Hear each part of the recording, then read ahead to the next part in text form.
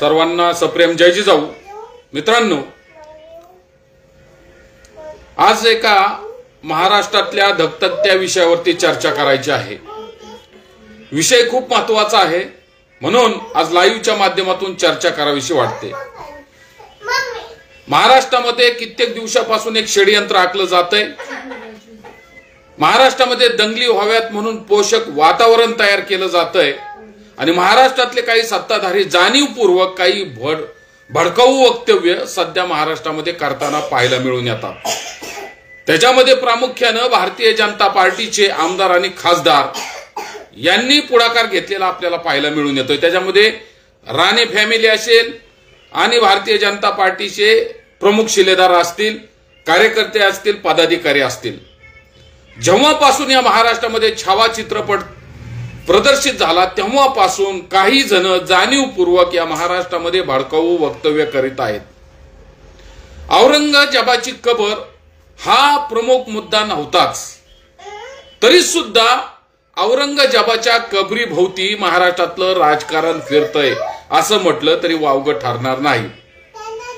बांधवांनो, औरंगजेब हा इतिहास आपण समजून घेतला पाहिजे। या भारतावरती अनेक वर्षांपासून कित्येक लोकांनी आपलं राज्य केलंय, मुघलांनी राज्य केलंय, मुघल प्रशासकांनी राज्य केलंय। त्यातलाच आलमगीर औरंगजेब बादशाह हा एक आहे।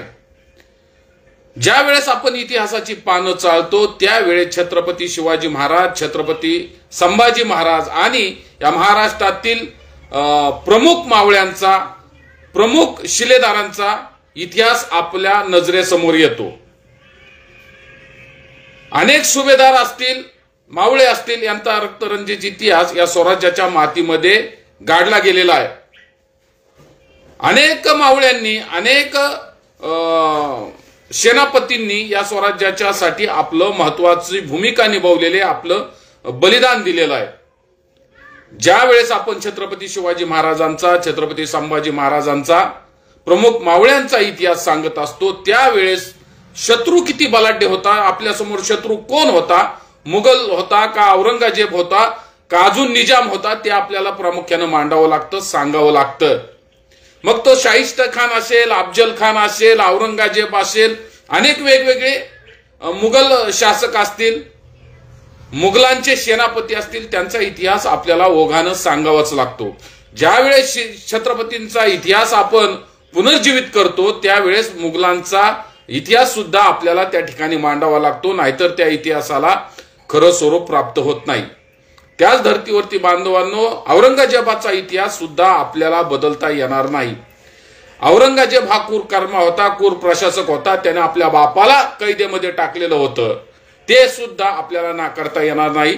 त्याने अनेक हिंदूंची मंदिरं पाडली, अनेक हिंदूंना मुसलमान सुद्धा त्याने केलेला आहे, असा तो क्रूर कर्म आहे। परंतु छत्रपतींचा इतिहास जागृत ठेवण्यासाठी, जिवंत ठेवण्यासाठी औरंगजेबाला सुद्धा आपल्याला जिवंत ठेवावं लागतं, म्हणून त्याची कबर शाबूत राहणं हे सुद्धा आपल्यासाठी महत्वाचं आहे। आता नवीनच एक षडयंत्र या महाराष्ट्राच्या राजकारणामध्ये सुरू झालंय, जे की भारतीय जनता पार्टीची मला वाटतं विचारधारा आहे। मग त्याच्यामध्ये बजरंग दल असेल, RSS असेल, अनेक पतित पावन संघटना असतील, अनेक हिंदुत्ववादी ज्या कट्टर संघटना आहेत त्या त्याच्यामध्ये समाविष्ट झालेल्या आहेत। भारतीय जनता पार्टीला प्रामुख्यानं हे माहिती झालंय की या भारतावरती आपल्याला जर वरद हस्त ठेवायचा असेल, सत्ता ठेवायची असेल, आपल्याला जर हुकुमशाही ठेवायची असेल किंवा हुकुमशाहीकडे वाटचाल करायची असेल तर आपल्याला काय करायला लागेल, हिंदू आणि मुस्लिम ही फाळणी करावी लागेल। मग त्याच पद्धतीवरती एक षडयंत्र, एक कुटकारस्थान या महाराष्ट्रामध्ये आखलं जातंय असं म्हटलं तरी वावगं ठरणार नाही। अनेक दिवसांपासून दंगलीसाठी पोषक वातावरण तयार केलं जातंय, म्हणूनच की काय कालची दंगल जी नागपुरामध्ये झाली ती त्याचं एक भाग आहे।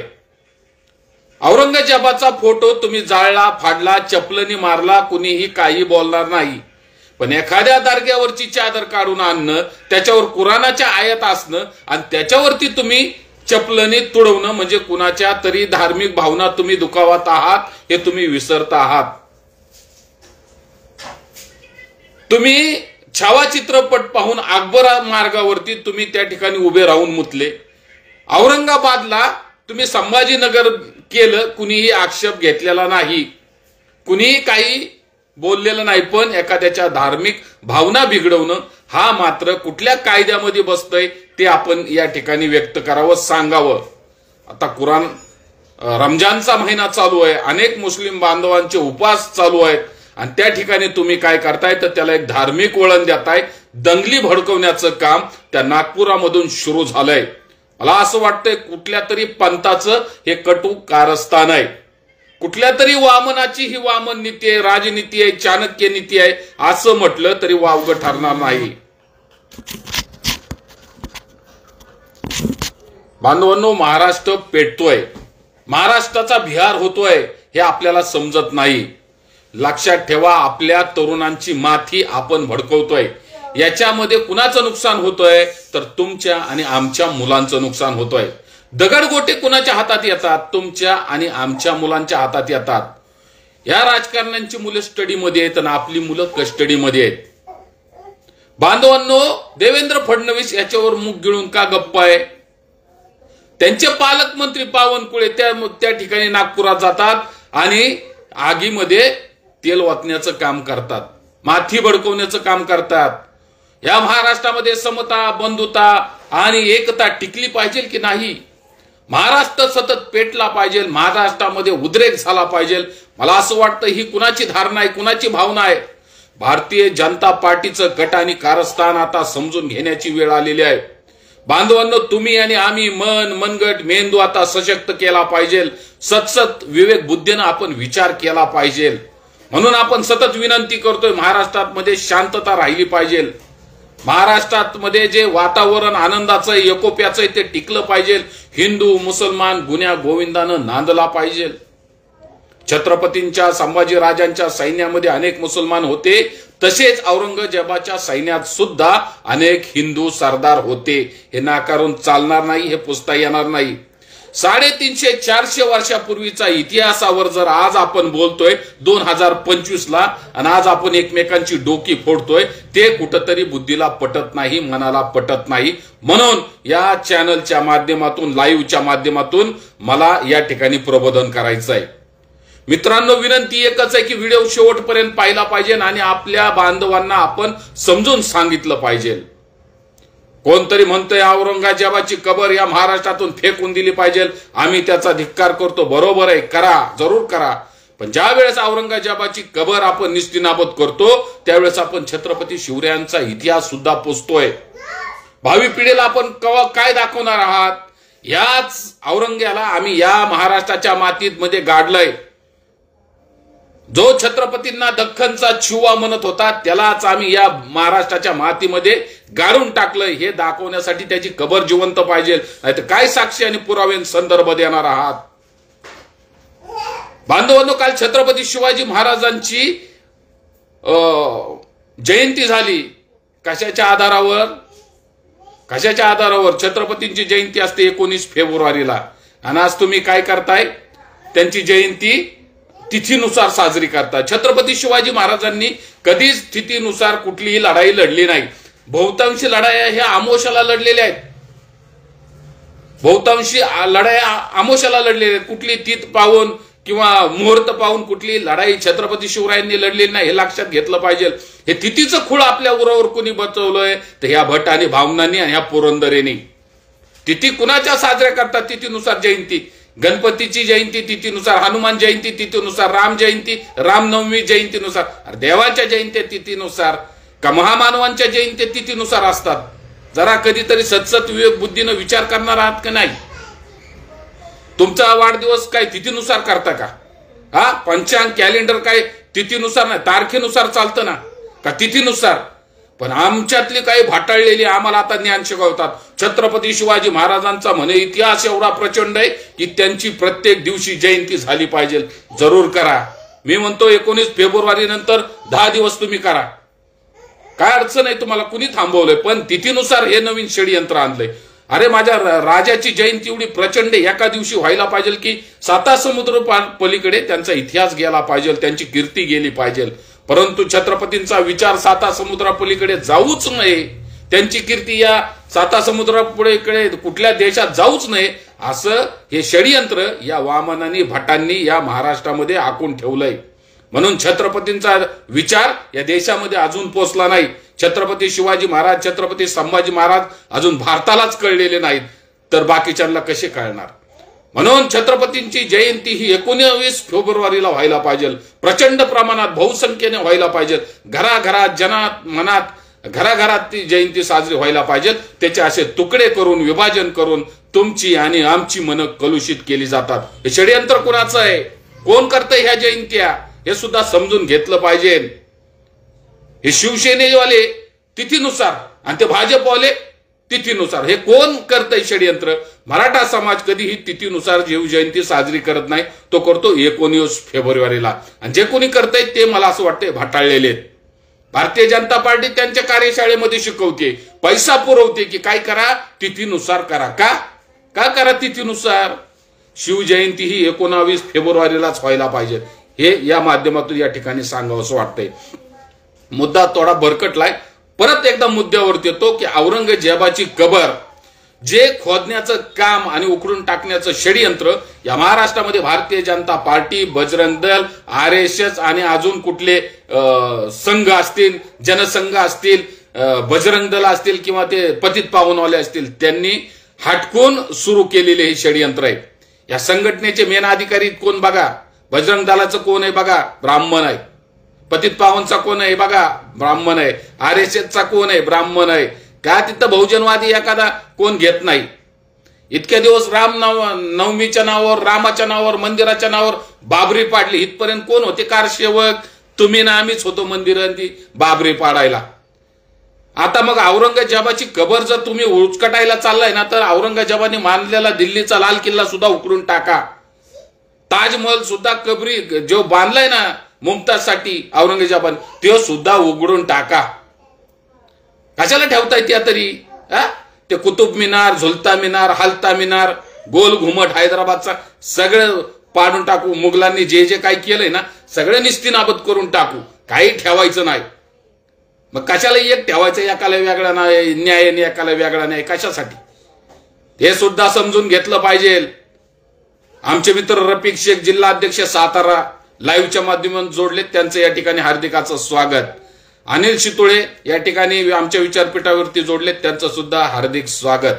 प्रवीण दत्तात्रय जटार आमचे मित्र पाटसवरून या ठिकाणी लाईव्हच्या माध्यमातून आले, त्यांचं सुद्धा या विचारपीठावरती सहर्ष असं स्वागत करतो. बांधवांनो, विचार खूप छोटा आहे पण खूप मोठा आहे, हे लक्षात घेतलं पाहिजे. आज या महाराष्ट्राच्या मातीमध्ये, महाराष्ट्राच्या राजकारणामध्ये एकच वादळ गोंगतय आणि याच्यामधून काय होतंय तर दंगली सारखा प्रकार घडतोय.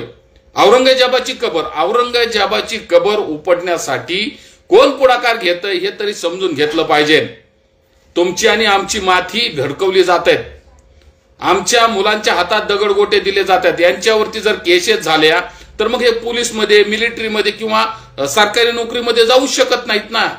क्रिमिनल रेकॉर्ड आपल्या मुलांचं खराब होतंय, हे आपण समजून घेतलं पाहिजे. आणि ते क्रिमिनल रेकॉर्ड जर आपल्याला वाचवायचं असेल तर आपल्या मुलांना आपण सुधारवलं पाहिजे.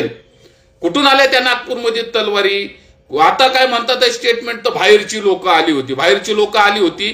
काय करत होतं पोलीस प्रशासन, काय करत होतं LIB गुप्तहेर खातं, इंटेलिजन्स ब्युरो काय करत होतं नागपूरमध्ये, त्यांना माहिती नव्हतं. नागपूर ही बुद्धाची भूमी आहे. नागपूरमधून अनेक बुद्ध अनुयायी त्या ठिकाणी असतात. बाबासाहेब आंबेडकरांचा फार मोठा विचार त्या नागपुरामध्ये. त्या ठिकाणी शांततामय वातावरण सतत असतं. नागपूरमध्ये दंगल भडकवण्याचं काम या मनुवादी कार्यकर्त्यांनी केलेलं आहे. हे षडयंत्र RSSचं आपण समजून घेतलं पाहिजे. हे कुठं नीती आहे या भाजपवाल्यांची. हे देवेंद्र फडणवीसांच्या बुद्धीतून, एक पंथाच्या बुद्धीतून आलेला हा विचार आहे आणि हा कित्येक दिवसांचा विचार आहे. तो हळूहळू धगधगतोय. पोषक असं वातावरण तयार केलंय. आता नागपूर तर झाकी आहे, मुंबई आम्ही बाकी आहे. नागपूर नंतर मुंबई भडकवली जाईल. आता उपवास चालू आहे म्हणून द्या सोडून, पण उपवास सुटल्यानंतर कुठल्या धर्माची विटंबना केलेली कुठल्या लोकांना पटेल. रमजानचा महिना आहे, शांतीचा मार्गाने त्या ठिकाणी उपवास चालू आहेत आणि तुम्ही काय करताय तर त्याला गालबोट लावण्याचा प्रयत्न करताय. दंगली भडकवण्याचं काम करताय. दंगली पेटवण्यासाठी पोषक वातावरण तयार करताय. म्हणून विनंती आहे या बहुजनांना, महाराष्ट्रातल्या बाबांनो, सगळ्या गोष्टी ज्या बघताय ऐकताय त्या विचार करून अंमलात आणा. कोण काय बोलतोय, कोण काय भडकवतोय, कोण भडकवू वक्तव्य करतोय, कोण हिंदू राष्ट्राची घोषणा देतोय, त्यांना करू द्या. त्यांना घेऊ द्या दगडगोटे हातात, फोडू द्या एकमेकाची डोकी. कुठल्याही राज्यकर्त्याचा, कुठल्याही नेत्याचा मुलगा दंगलीत कधीच असत नाही. कुठलाही ब्राह्मण कधीच दंगलीत असत नाही. तो हातात दगडी कधीच घेत नाही आणि कुणाची डोकीही फोडत नाही. डोकी तुम्ही आणि आम्ही फोडतोय. जो आपल्यासोबत रशीद फिरायचा, आपल्यासोबत रफिक फिरायचा, आपल्यासोबत आपला मित्र दाऊद फिरायचा, एका चहाच्या टपरीवर बसून चहा प्यायचा, त्याच्या वडापावच्या गाड्यावर आपण जाऊन वडापाव खायचं. आज तो आपली तोंड बघत नाही. आज तो आपल्याला बघितलं की तोंड फिरवतो आणि बाजूला निघून जातोय. कारण कशासाठी? तर आपण कट्टरतावाद, आपण कट्टरवाद आज या महाराष्ट्रामध्ये पेरत बसलोय. तेच अनुकरण आपली पोरं करतात आहे, त्याचं अनुकरण आपली मुलं करतात आहे. म्हणून बांधवांनो, वेळी सावध झालं पाहिजे. काळ सोकावतोय एवढं लक्षात ठेवा. म्हातारी मेल्याचं दुःख नाही, काळ सोकावतोय. हे हळूहळू हळूहळू आपल्या बुद्धीमध्ये पेरलं जातंय. आपलं मन आणि बुद्धी भ्रमिष्ट केली जाते, हे लक्षात ठेवा. हे सत्ताधारी यांना या देशावरती पुन्हा एकदा पेशवाई आणायची, हुकुमशाही त्यांना या महाराष्ट्रामध्ये सुरू करायची, या देशात सुरू करायची. आज कोणतरी एक खासदार संसदेत बोललाय, छत्रपती शिवाजी महाराजांचा दुसरा अवतार म्हणे मोदी आहे. तो कोरटकर इथं छत्रपतींची अवहेलना करतो, तो सोलापूरकर छत्रपती शिवाजी महाराजांची अवहेलना करतो. त्याच्यावर एक चकार शब्द कुणी काढत नाही. कोरटकरला अजूनपर्यंत अटक झाली नाही, त्याच्यावर कोणी एक चकार शब्द बोलत नाही. पण औरंगजेबाची कबर, अरे पेशवाईची सुद्धा ती हिरोईन मस्तानी, तिची सुद्धा कबर पाबळला. ते सुद्धा काढायला पुढे या.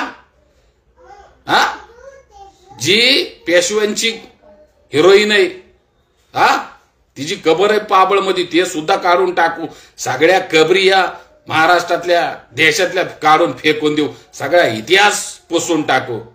350-400 वर्षाच्या इतिहासावर आता एकमेकांची डोकी फोडू. पुन्हा एकदा तलवारी काढू आणि हो द्या हिंदू मुसलमान करून टाकू. एकदा लढाया चालू. बघू कोण मरतय कोण जगतय.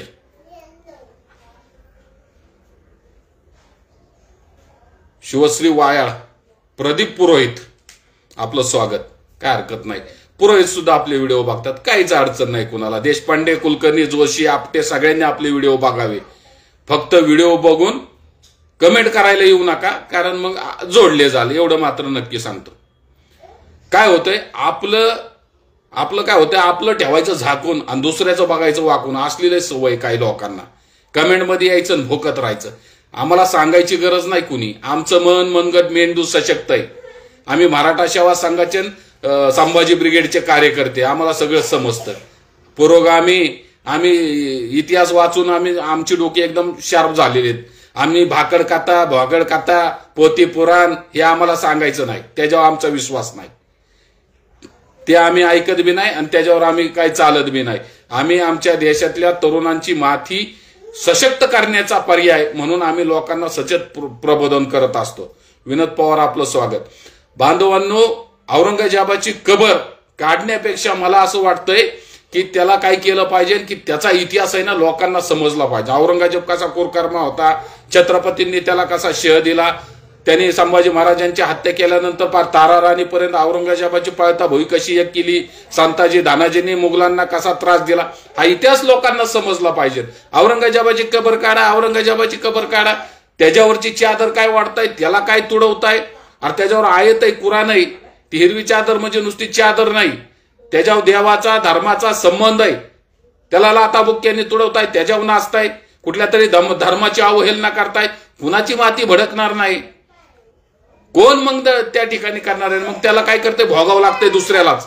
अरे गाड्या फुटल्यात गरिबांच्या, कुठल्या आमदाराच्या खासदाराच्या गाड्या फुटल्यात का? मी तर आव्हान करतो या व्हिडिओच्या माध्यमातून, जे बघतात, जे बघणार आहे त्या व्हिडिओला, काय करा, अशा ठिकाणी जर कधी काळी दंगली भडकल्या ना तर आमदारांची खासदारांची घरं फोडा. त्या भागातल्या आमदारांची खासदारांची घरं फोडा, नेत्यांची घरं फोडा. त्यांना कळू द्या, त्यांना भोगू द्या, त्यांना सोसू द्या, त्यांना कळू द्या दंगलीचं काय असतं. चल मित्रा दंगल बघू, चल मित्रा दंगल समजून घेऊ. एक कविता जरा एकदा ऐका. चल मित्रा दंगल समजून घेऊ. सगळ्या दंगलचा कसा सामान्य माणसावर परिणाम होतो ना कवितेतून मांडलाय. जरा एकदा ऐका ती कविता. हे दंगलीचे पडसाद आहे ना अख्ख्या महाराष्ट्रावर उमटतात. असंख्य लोकांचे प्रपंच धुळीला मिळतात. असंख्य लोक रस्त्यावरती येतात. गरिबांना याचं नुकसान सोसावं लागतंय. गरिबांची घरं जाळल्यात, गरिबांच्या गाड्या फुटल्यात, ज्यांचा काही संबंध नाही ना रस्त्यावर लावलेल्या गाड्या त्या फोडल्यात ह्या दंगलखोरांनी. दंगलखोरांना शासन हे झालंच पाहिजे. मग कुठल्याही जातीचा, कुठल्याही जमातीचा, कुठल्याही वर्गाचा असू द्या, दंगलखोरांना अटक झाली पाहिजे, त्यांच्यावर गुन्हे दाखल झाले पाहिजे, तेव्हाच हे सुधारतील. म्हणून विनंती आहे प्रशासनाला सुद्धा ताबडतोब याच्यावरती अंकुश ठेवला पाहिजे. देवेंद्र फडणवीसांनी मौन सोडलं पाहिजे. नुसतं बोलवच्चन करून चालणार नाही. तुम्ही राहताय तिकडं मुंबईत वर्षा बांगल्यावर, ह्या बांगल्यावर, त्या बांगल्यावर, हा सुरक्षित आहे. तुमचं काही जळत नाही, तुमचं काही तुटत नाही, फुटत नाही. पण इकडे गरीब जनता भरकटली जाते, भरडली जाते, त्यांना त्याची झळ सोसावी लागते. इतिहास लायला लांब, पण नुकसान मात्र लोकांचं होतंय. कमवायला खूप दिवस लागतात, पण गमवायला 1 मिनिट पुरेसा झाला. म्हणून विनंती आहे. संपत खारतोडे आमचे मित्र लाईव्हच्या माध्यमातून जोडले, त्यांचं सुद्धा या विचारपीठावर सहर्ष स्वागत करतो. बांधवांनो, सामाजिक हिताची काम आपण केली पाहिजे. आता उन्हाळा चालू आहे, कडक उन्हाळा चालू आहे, लोक वैतागलेत, हाताला काम धंदा नाही, इंधनाचे दर भरपूर वाढलेले आहेत, बेरोजगारी वाढली, महागाई वाढली, त्याच्यावर काहीतरी करा की. हे काय औरंगजेबाची कबर काढून काय पोट भरणार आहेत का? यवाना त्या कबरीवरती कोण जात नव्हतं, त्याचं दर्शन घेत नव्हतं, फुलाची चादर कोण चढवत नव्हतं, नमाज त्या ठिकाणी पडत नव्हतं. आता काय तर झड सुरक्षा दिली आहे त्याला, त्या कबरीला झड सुरक्षा दिली. हजारो कोटींचं नुकसान होतंय. तिथं बंदोबस्त लावून ठेवलाय. आता किती दिवस बंदोबस्त चालतोय काय माहिती. झालं ना नुकसान, कुणाचं काय गेलं. त्या कबरीवर कोण धुंकून बघत नव्हतं तिच्याकडे. झालं. औरंगजेबाची कबर गेली सगळ्या देशात. झालं. कुणाचं काय गेलं. खर्च तर तुमचा ना आमचा जातोय ना त्या ठिकाणी वायाला. म्हणून बांधवांनो, मुद्दे असे घ्या, दंगली त्याच्यावर घडवा, महागाईवरती रस्त्यावर उतरा, गरिबांच्या पोटा प्राण्याचा प्रश्न जरा सोडवा. तिकडे तुमच्याकडे निधी नाही, रस्त्यावरती भोंगळ कारभार चालू आहे. मार्च एंडिंगला बघा, रस्त्यात पाकिटमारी, पोलीस रस्त्यात उभे, जाग्या जाग्यावर गाड्या अडवतात आणि पावत्या फाडतात. रस्ता तर खड्डे के खड्ड्यात रस्ते, अशी परिस्थिती आहे. कुठल्याही रस्त्यावर लाईट नाही, काही नाही. ट्रॅफिकची समस्या भरमसाठ, तासोन तास ट्रॅफिक मध्ये थांबावं लागतंय. ते कुणाला दिसत नाही. महागाई, इंधन दर भरमसाठ वाढवून टाकले, पगार वेळच्या वेळी नाही, पैसा नाही प्रशासनाकडे. इकडं काय तर दंगली, इकडं त्यांना वेळ आहे. अरे रस्ते चांगले करा, टोल मुक्त रस्ते करा, टोल भरमसाठ वाढवून ठेवले. सामान्य माणसाच्या खिशाला परवडत नाही. शेतकऱ्यांनी आत्महत्या किती केल्यात, तिकडे या सरकारचं लक्ष नाही. यांना फक्त पडलंय दंगली. हिंदू मुस्लिम, हिंदू मुस्लिम, हिंदू मुस्लिम एवढंच करत राहा. याच्यावरती कधी जनतेने आवाज उठवा. गरड पाटील आपलं सहर्ष स्वागत. त्याच्यावर आवाज उठवा. सामान्य जनतेने आवाज उठवला पाहिजे.